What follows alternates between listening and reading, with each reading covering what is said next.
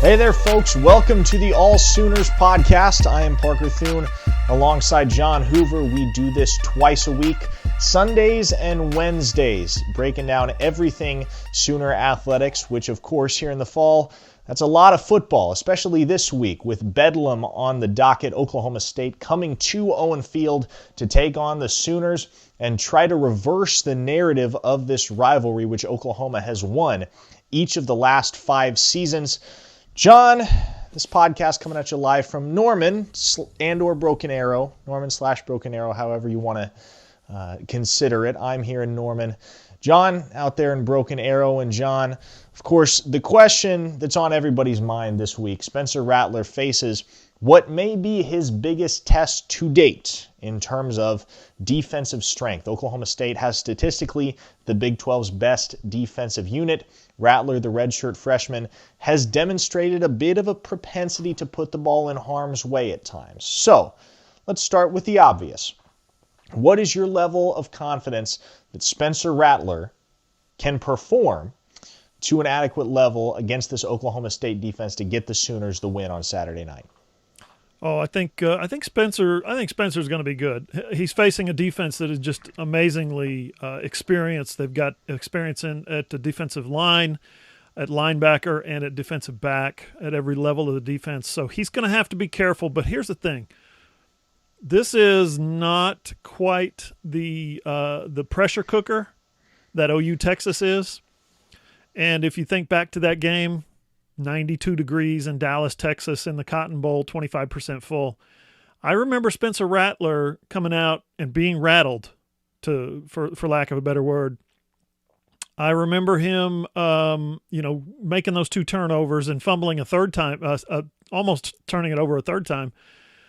And, he's been nothing but careful with the football ever since. He's made good decisions. He hasn't thrown the ball into crowds except the one time he threw it, was it 2 weeks ago against Kansas? He got intercepted after 2 games without a turnover. So, listen, the kid has grown up. I'm not saying he can't make a mistake, and I'm not saying he won't against this experienced and very athletic and talented Oklahoma State defense. I think he probably will. But the difference is the Texas game taught him, hey, there's things in life after you make a turnover. And so he's coming back from that, and playing the way he did in overtime, I think gave him a realization, maybe a perspective that you can make a mistake. It doesn't have to be the end-all, be-all. It's not the end of the day. You can come back and win the game. He learned that, and so I think he's kind of grown from that whole turnovers against Texas, getting benched, coming off the bench, and then winning the game. Now, another thing that Rattler's going to have to come back from with regard to that Kansas game a couple weeks ago, John, is the injury he sustained in the second quarter. He called it a bruise to his hip. It happened, of course, on a second quarter touchdown run in which he took a hit from Kansas safety Ricky Thomas. Now, Lincoln Riley did say in his press conference yesterday Rattler's going to be 100%. Perhaps the bigger concern is the condition of Austin Stogner, whom we didn't get an update on from Riley, John. Now, Sooners obviously extremely deep at the H-back position. They're presumably getting Braden Willis back this week. Jeremiah Hall has been outstanding. He's second on the team in touchdown catches, and Mikey Henderson is quickly emerging as one of the more talented freshmen in the Big 12. But Stogner has been arguably Rattler's go-to guy, John. It's him and Marvin Mims that Rattler has traditionally looked to in third down situations, in the red zone. If Stogner is hobbled, how does that affect Oklahoma's game plan going up against this strong Cowboys unit? Yeah, and don't forget third down Theo, guy that's caught a lot of third down conversions for them over the last 4 or 5 games.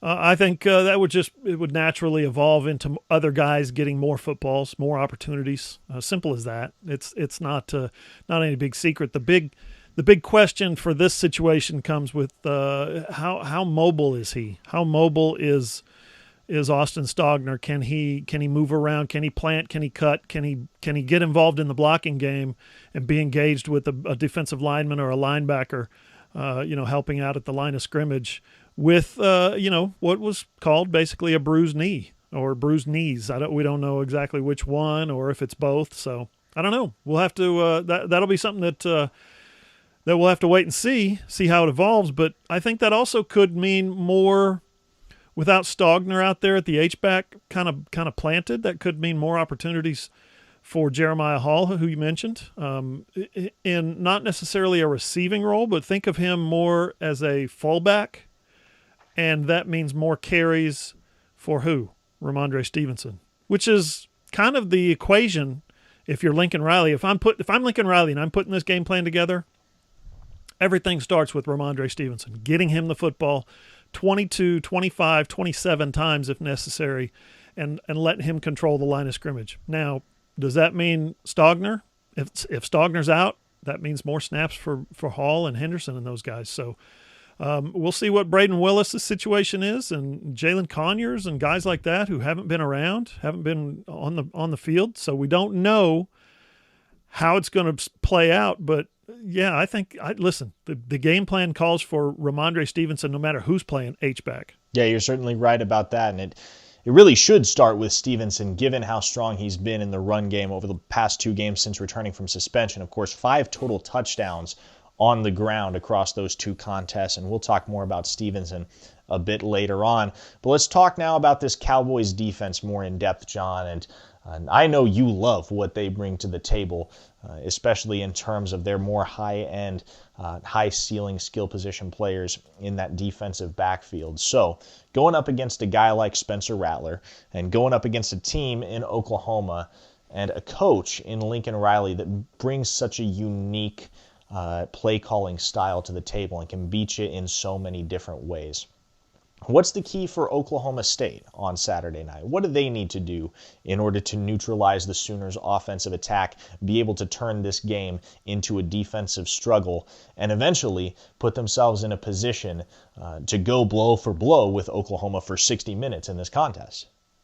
You said just right there almost exactly what I was going to say. This Oklahoma State defense is equipped to stand toe-to-toe is what I was going to use with Oklahoma's offense. Oklahoma's offense is dangerous, dynamic, powerful. They're downfield, all that stuff. Oklahoma State's defense is equipped to deal with that. Whether you're talking about the defensive line, guys like Trace Ford, you're talking about, Amen Agbombamiga at linebacker. To me, it starts with Amen and Malcolm Rodriguez at linebacker. They're so solid, they're so active, they're so athletic, and they're so confident in the way they hit and they tackle and pursue and chase and all that stuff. That's where Oklahoma State is able to do some real damage. And then the secondary, you're talking about guys who have played a ton of football. Rodarius Williams is probably 44 consecutive starts, the Big 12's most accomplished or experienced, at least, cornerback in the defensive backfield. You've got safeties who have played. You've got guys who have played in this game before. It's like Lincoln Riley said 3 years ago when this game was played in Norman. Most of the players that are playing for Oklahoma State in this game also played in that game. So they've been through it. They've seen it. They've been to through some tough games, been on the field with some tough opponents, and they've seen Oklahoma twice. And now this is going to be, for some of them, for a lot of them, their 3rd time. A couple of them, their 4th time. So, man, I just think it's going to be – I think when Oklahoma has the football and Oklahoma State is on defense, that is strength on strength. That's going to be the fun part to watch for me. Yeah, Johnny, you make a really good point, and that's one storyline that I don't think is being talked about enough going into this weekend is how experienced Oklahoma State is as a team compared to Oklahoma. And you can make the argument that, sure, maybe the Sooners are a bit more battle-tested simply because they've been in more big situations, Big 12 championships, college football playoffs, those types of environments, than the Pokes over the last 3 to 4 years.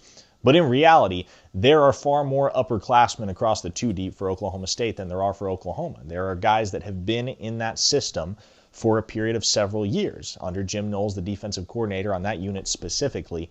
So the Cowboys know what's up, and Oklahoma has some phenomenal young talent, but it's important to consider that another thing to keep in mind here, experienced players generally deal a lot better with hostile road environments, right? And so for the Pokes coming to Norman, it definitely gives them an edge to have the advantage in experience over the Sooners in that capacity. Well, it's also no secret, John. Oklahoma State brings three of the best players in the Big 12 on the offensive side of the football: Spencer Sanders, Chuba Hubbard, Tylan Wallace, a quarterback, running back, and wide receiver trio that rivals most anyone across all of college football. We'll break down what the Sooners defense needs to do to curtail their impact when we come back here on the SI Sooners podcast. Hey, are you a business owner looking to get your product out there to the masses? Let's say you run a hotel in Norman or a car dealership in Oklahoma City or a restaurant in Edmond, or maybe you're a small online business who creates and sells OU merchandise and you just want Sooner Nation to come sample your wares. Well, then consider advertising in this space right here on the SI Sooners podcast. SI Sooners reaches thousands of readers, viewers, and listeners literally every day, and the SI Sooners podcast is the ideal place to find your next customer. To advertise, send an email to allsoonersi@gmail.com or DM us on Twitter at all_Sooners.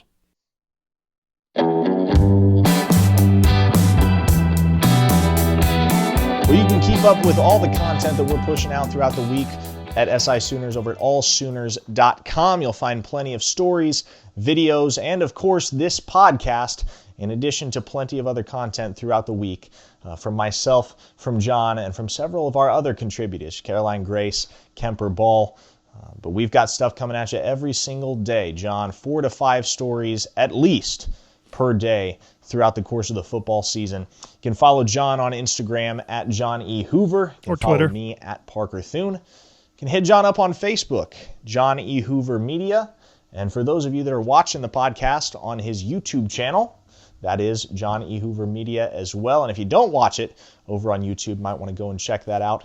But this podcast is, of course, available on just about any podcast streaming platform: Spotify, Google, Apple Podcasts. Find it all over the place. We are all over the place. That's because we are the number one site in the network, John. Do we have an update on that? Comes out once a month, and we were number 2 last month because Nick Saban got COVID. Well, that'll do it. So we'll take number 2 right now. You know, at the end of the season, we're going to be back at number 1. We're going to be going to chase the Natty. That's you know, it's not how you play in October and November, Parker. It's how you play in December and January. So that's what we're chasing. That's right. We'll chalk it up to SEC bias for now.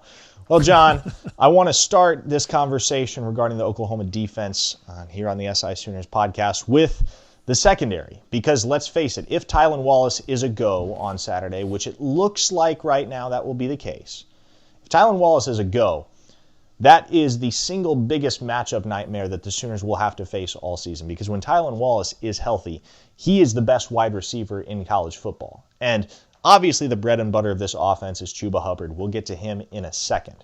But especially with how maligned this secondary has been in recent years, is there a chance, John, that the trust that they've built in the eyes of Sooner Nation over the last 3 games and the good juju that they've cultivated over those 3 contests, is there a chance that Tylan Wallace shows up on Saturday and kind of brings them back to earth? Yeah, sure. Absolutely a chance. If he plays, he's so good. He's incredibly dangerous. Just, 2 years ago when he played in Norman, 10 catches, 220 yards, and 2 touchdowns. He was unbelievable. And he had that kind of productivity all season. Probably should have won the Biletnikoff in 2018. Well, that was Mike Stoops' defensive backfield. Those were Ruffin McNeil's guys, as the coordinator that game. So this OU team, Alex Grinch, Roy Manning, they're a little different. They're a little different than what, Tylan Wallace had his success against 2 years ago. They're different, but they're the same. I mean, it's the same 2 safeties as struggled last year, Pat Fields and Delaren Turner-Yell. They're playing better this year. Trey Brown was on the field that day. Pretty sure Norwood was on the field that day. Those guys are all going to play against Tylan Wallace on Saturday, so it's going to be hard. Trey Brown, they're going to move Tylan Wallace around, try to get him in matchup situations, try to get him to split a safety in a corner when they bracket him, things like that. But Trey Brown's going to have one of the best games of his career, if not the best game. And that's something that is he ready his senior year to have the game of his life against Oklahoma State? I think the potential is there. But as you said, Tylan Wallace could be the best receiver in the country. Trey Brown feels like he's up for the challenge. I don't know if he is. Now, well, here's what I'll ask you, John. Do you think it's a definitive that Trey Brown draws that assignment against Tylan Wallace, or could you see it go to Jaden Davis, or even a guy like Woody Washington, a safety-turned-quarterback who's been so good in coverage lately? Yeah, Woody's replaced Jaden the last 2 games, so I'd say Woody's taken over that job. It looks like he has won the job from Jaden Davis. So, Woody's physical. He's quick. He's sudden when he moves. He's got long arms. He's confident with the ball in the air. You saw him knock the ball down, a 1 deep ball, I think, against Texas, and then the interception on the fade route against Texas in the end zone. That's the kind of ball that Tylan Wallace thrives on. So you might be right. Woody could be the guy that draws the most reps against Tylan. Again, I've seen Tylan go up against some really good cornerbacks and defeat the coverage, no matter what they had. Guys swatting at the ball bouncing around, hands hitting him in the face. He still takes the football down to the ground with him. So Tylan Wallace is really good. He's going to have plenty of opportunities, whether it's Trey Brown in man-to-man coverage or Woody Washington or Jaden Davis or some combination of the 3. Now, John, here's where the Sooners could have an advantage. According to Lincoln Riley, Oklahoma has a wide receiver among that receiving core that is very, very similar to Tylan Wallace in terms of skill set, and he's preparing the defensive backs to go up against Wallace this weekend. Here's what Riley had to say about the individual that the Sooners are using to scout for Wallace. Oh, our players are used to going against good receivers, but I don't know anybody's exactly, can you carbon copy a guy? His strengths, weaknesses, all that. Tylan doesn't have very many weaknesses. As far as a skill set, the guy we have that's most like him is he and Trajan Bridges are their games are very, very, very similar, remarkably similar in my opinion. Our guys get to go up against good receivers, but Tylan's tremendous and does some, he does some things very, very well that are difficult to defend. So I'm glad that our guys get to go up against good receivers, but it's going to matter what they do on Saturday night. And he's like I said, we got a lot of respect for him, a tremendous player, and certainly have a lot of respect for the, challenge of trying to contain him. So there you go, John. Trajan Bridges is apparently as close to a carbon copy of Tylan Wallace as they come. Lincoln Riley said, remarkably similar are the two. So how much does that help Oklahoma heading into Bedlam? Yeah, my tweet went out. I just happened to get it out early, and some Oklahoma State writers got a hold of it and put it up. A friend of mine who's an Oklahoma State fan said, congratulations, your tweet made an OSU message board. So people were coming, not at me, but at Lincoln Riley for saying this guy who never plays, and that a lot of Oklahoma State fans, I guess, have never heard of. Former 5-star recruit Trajan Bridges is as close as Oklahoma has in a good representation, very similar, remarkably similar to the best receiver in the country, arguably. So that was something. How much does it help OU? I don't know. I'm not going to sit here and pretend that what I saw out of Trajan Bridges his freshman year was anything close to what we've seen out of Tylan Wallace at the top of his game. It wasn't. But, here's the other side of that coin. Lincoln Riley knows just a bit more about football than I do. So if he's calling it, if he's saying that Trajan Bridges is that close in a matchup and can represent Tylan Wallace on scout team and give his DBs a good look, if he's saying it, do we really have reason to not believe him? I don't think so. There's certainly a case there, John, but at the same time, I don't know if Trajan Bridges or anybody across college football, for that matter, is quite as talented as Tylan Wallace. Like I said, I think when he's healthy, he is the biggest difference maker. He is the finest wide receiver across the nation. Now, let's talk about the other guy that Oklahoma State has on offense, the guy that everything revolves around, Chuba Hubbard in the backfield, who rushed for over 2,000 yards last year. And we haven't quite seen the same eye-popping production from him this season. That's due in large part to plenty of attrition and turnover across the Oklahoma State offensive line. Now, one of the Sooners' biggest strengths, especially in recent weeks and since the return of Ronnie Perkins, has been the defensive front four. They've been able to stuff the run. They've been able to get after the passer. However, here's what Alex Grinch said about Chuba Hubbard. He said, he's a guy that can get bottled up 5-6 carries in a row, then pop off for a long gain and make you forget about the 5 or 6 times that you were able to knock him down at the line of scrimmage. That's how good he is. So this is very much, as you mentioned last segment, John, strength on strength.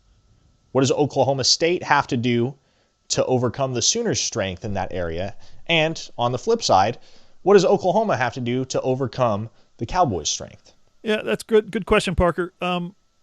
Chuba he's not been as dynamic. Okay, I'm not saying I'm not slandering him or anything like that here. He's not been as dynamic in 2020 as he was in 2021. A lot of that is on the offensive line. A lot of it is on the offensive line. Some of it's on the fact that his quarterback was missing for part of the season as well when Spencer Sanders got hurt in the opener against Tulsa. 145 yards a couple weeks ago. 148 is his season high the week after that. He's had 4 100-yard games. So it looks like Chuba might be trying at this point in the season to round into shape. You would hope that's the case, that he's, mid-season toward the back third of the season, that he's kind of peaking a little bit for Oklahoma State. But no, he's just not been as dynamic. And man, listen, here's the deal. On the offensive line, they have been, I was going to say the season opener. Since the season opener, they've been in disarray. But the fact is, they've been in disarray since July. Okay, listen to this. Mike Gundy, talked to him on the Big 12 call this week. He called it musical chairs. All right, here we go. Cole Birmingham was the starter at right guard. Hunter Anthony was the starter at right tackle. That's just the season opener against Tulsa. They both got hurt. Neither guy has been back. So Tevin Jenkins started the season at left tackle, slides over to right tackle. What that does, that puts Jake Springfield, who is a redshirt freshman and former walk-on, out at left tackle. Well, what happens against Texas? Springfield gets hurt. He doesn't play last week against Kansas State, last game. So Josh Sills, remember the grad transfer from West Virginia, he's been playing left guard all season. Josh Sills has to slide out to left tackle, and now the left guard is Preston Wilson, who's another redshirt freshman. Meanwhile, Jenkins, remember, slided over, I should say, from left tackle, slid over to right tackle. Well, he got hurt against Kansas State, and we don't know his status exactly, if he's going to be 100% or what. He's their best blocker. He's an NFL guy, okay? He's an all Big 12, All-American candidate kind of guy. Whoever plays that spot, whether it's Jenkins or his backup, who's true freshman Eli Russ, whoever plays that spot has got to block Ronnie Perkins, and when Ronnie Perkins is taking a breather, Isaiah Thomas, presumably. And this all comes after the preseason that I mentioned, which we started this with 2 returning starters and one of their top backups left the team. Dylan Galloway was the left guard. He opted out, retired from football in July. And then in August, right guard Bryce Bray and backup Jacob Farrell were both dismissed from the team for violating team policy. Bryce Bray ended up transferring to Tulsa. But, I mean, you're going to bring those guys? And you're going to try to block Oklahoma? OU's now ranked 8th in the nation in quarterback sacks, I think 3.7 per game. And OU's also 13th in the country in tackles for loss, with at more than 8 tackles per loss per game. And in the past 4 games, they're averaging like 11 tackles for loss. So, listen, this is not a good matchup for Oklahoma State. Mike Gundy said on the conference call, he said on Monday at his press conference, and he said on the conference call Monday that they're young guys, they're getting better, but yes, he has concern about Oklahoma State's offensive line, because right now OSU is 93rd in the nation in sacks allowed, 2.8 per game. So this is not a favorable matchup for Oklahoma State. This is an area on the field, Parker, where Oklahoma can feast. And they certainly will, John. And Alex Grinch said today, strong defensive play and turnovers start with strong play up front and winning the battle at the line of scrimmage. And Oklahoma is definitely in a position to do that, much more so than Oklahoma State. So if the Pokes are to win on Saturday, they're going to have to overcome that in a very big way. Coming up next here on the SI Sooners podcast, Rhamondre Stevenson grew up idolizing a fellow very close to the Oklahoma program. In fact, he's a member of it. We've got that story and more for you next here on the SI Sooners podcast. Hey there, loyal listeners. Parker Thune here with SI Sooners. Are you a business owner looking to get your product out there to the masses? Let's say you run a hotel in Norman, or a car dealership in Oklahoma City, or a restaurant in Edmond. Or maybe you're just a small online business who creates and sells OU merchandise, and you want Sooner Nation to come sample your wares. Consider advertising in this space right here on the SI Sooners podcast. SI Sooners reaches thousands of readers, viewers, and listeners literally every day, and the SI Sooners podcast is the ideal place to find your next customer. To advertise, send an email to allsoonersi@gmail.com or send us a direct message on Twitter at @all_Sooners.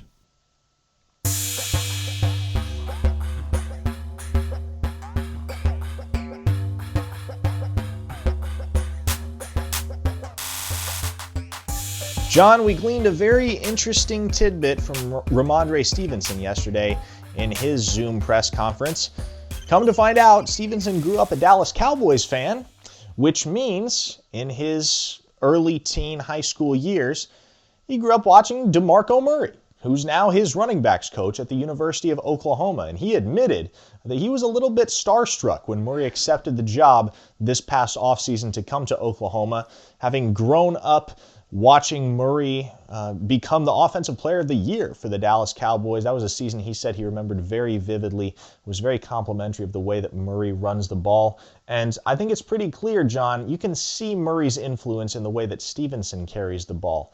So in terms of what Stevenson's ceiling is, and he cited Murray as a tremendous impact on his running style and said he's made such a tremendous impact on him thus far in only a year with the program. So obviously having your idol as your position coach, John, I have to imagine that's a pretty enviable situation. And that may be why Rhamondre Stevenson has jumped up NFL draft boards and emerged, even after just 2 games here in 2020, as one of the premier running backs in the country. Parker, correct me if I'm wrong. Didn't we already hear this sort of out of an OU running back? It wouldn't have been McGowan because we don't get to talk to freshmen.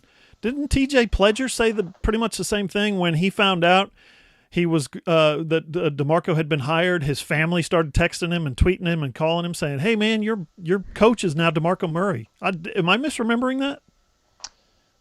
I'm not sure, John. We'll have to go back and check the transcripts on that one. But there's a very good. I mean, I think that's the case. Yeah, anybody that grew up watching Oklahoma play football knows how much DeMarco Murray means to this program, and especially given the fact that he's only 32 years old and 3 years removed from his NFL career. He's a name that most running backs of those guys' age are going to be pretty familiar with. DeMarco could still play. He could play right now, and he looks like it, and he walks like it and talks like it. I wanted to when you got a couple of minutes with Rhamondre at the end of the call about this, I wanted to jump in and say, hey, was there any awkward moments where you're like, looking at your coach like, wow, that's DeMarco Murray, and he's like trying to get your attention, snapping you back into reality, like, hey, are you paying attention? Trying to drill you as a running backs coach and not, DeMarco Murray. I just thought that would be funny if there were any, like, hey, coach, after the meeting, can I have your autograph? Like something like that. How cool would that be? But silly moments, I'm sure. But you're right, man. There's a reason that he runs a little like DeMarco. He's a big, powerful, strong, fast guy. He probably watched DeMarco, in junior high and high school and thought, that's how I want to run. Because DeMarco was like 6 foot, maybe 210, 205 sometimes. That's how he ran. He would lower his shoulder. I used to be afraid for him that he's trying to run over a 325-pound guy, and sometimes he would, but he never, ever shied away from contact, except for that one time he jumped over John Finley and went 65 yards against Texas. Yeah, John, Rhamondre Stevenson, I would say, much better equipped than DeMarco Murray to absorb contact, given that he stands 6 feet and tips the scales at about 245 pounds. So you look at Rhamondre Stevenson, You can liken him to DeMarco Murray plus 40 pounds, which is a very nice skill set to have, especially in Lincoln Riley's system when you know you're going to be getting 10 to 15 touches a game at least. Get some space in the open field and have the opportunity to bowl some guys over, make some guys miss, which is something that Rhamondre Stevenson is very, very good at. Last thing on the docket for the SI Sooners podcast today, John.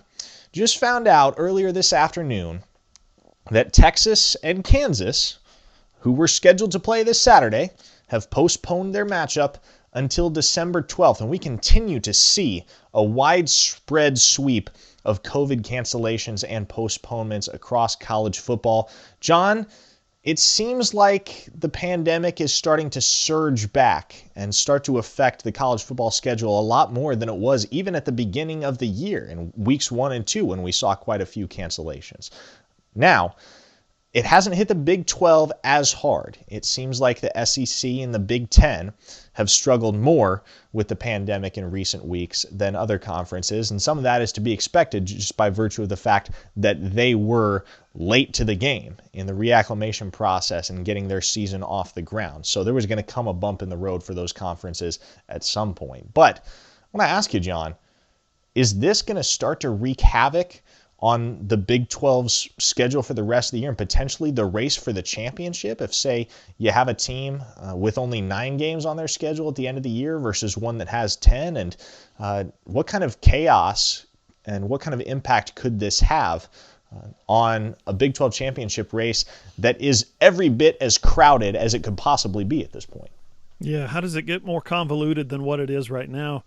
We've spent the past, since Oklahoma turned around against Texas, we've spent the past couple of weeks examining what the Big 12's tiebreaker procedures are. Net points and record against the top teams and record against the bottom.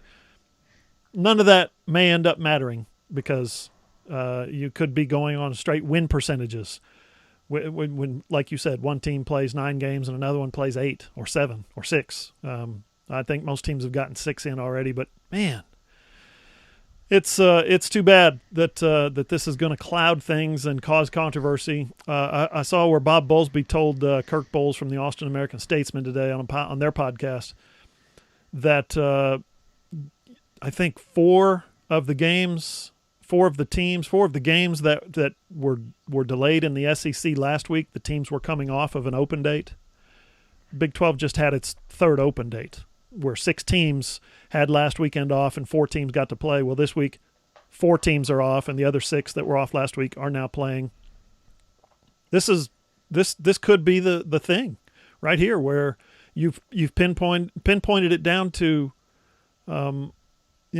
you were off last week. Oh crap! Now you got COVID this week. Now the team you played against this week, you're going to have to quarantine them. And probably postpone that game and probably bump the next game, and then we're going to end up with an odd number of games. It's just a mess. And it makes you wonder, was it, the election, building up to it, the rallies, people going out to the polls, people getting comfortable maybe with the idea that they can go out and eat, or they can, which the Hoover family has done once or twice, getting food all the time from restaurants that maybe the people working in the restaurants have been exposed to COVID. It's just we've gotten kind of comfortable, and we've gotten kind of maybe I almost want to say complacent. Not really, but certainly from where we were in the summer. And I think that's why we're starting to see this spike. And I can imagine what it's like now. Project that onto a college campus. What those young people are saying. Listen, I'm stir crazy. I got to get out of here. I was saying that today in this little cramped office of mine. I got to get out of here. Alas, I stayed firm and held strong, and here we are podcasting. Yeah, John, and it's going to be so interesting to see how it plays out over the next month or so, especially with regard to the race for conference championship berths. You think about the Indiana-Ohio State game. That's a game right now that's essentially going to decide the Big Ten East. And I saw a Nebraska writer throw it out there on Twitter last weekend, John. If Indiana had canceled the game against Ohio State, the Hoosiers would have essentially won the Big Ten East, because Ohio State would have had only 7 games on their schedule at that point, and Indiana is, of course, 4-0 in conference. And so there's so much that goes into this, and there's so many opportunities for the system to be taken advantage of in that sense. And hopefully that doesn't happen. Like Lincoln Riley said earlier this week, hopefully everybody is doing everything they can to play these games. And hopefully, if we need to cancel these games, hopefully they're being canceled for the right reasons. And did you happen to see also in the Big Ten West, same story? Wisconsin's only played 2 games. Northwestern plays them. If they cancel, Wisconsin doesn't have enough games. If Northwestern gets COVID and has to cancel, Wisconsin doesn't have enough games. Bam, Northwestern wins the West. I mean, you mentioned it. Lincoln Riley said, hopefully we get these games in and we do this thing right. Hopefully there's no hijinks, because I'm like you. I'm calling hijinks if somebody suddenly cancels. All we can do is count on good faith from the head coaches, the athletic directors, the athletic programs across the country that are all involved in making this very unique 2020 college football season as smooth and as effective as possible, as much so as is possible given the circumstances amidst a pandemic. That's going to do it for us here on the SI Sooners podcast. You can listen to this wherever you hear your podcasts: Spotify, iHeartRadio, Apple Podcasts, Google, or of course on our website, allsooners.com, which is where you can keep up with all of our stories, all of our content throughout the week. For John Hoover, I am Parker Thune. We'll see you Sunday on the next installment of the SI Sooners podcast.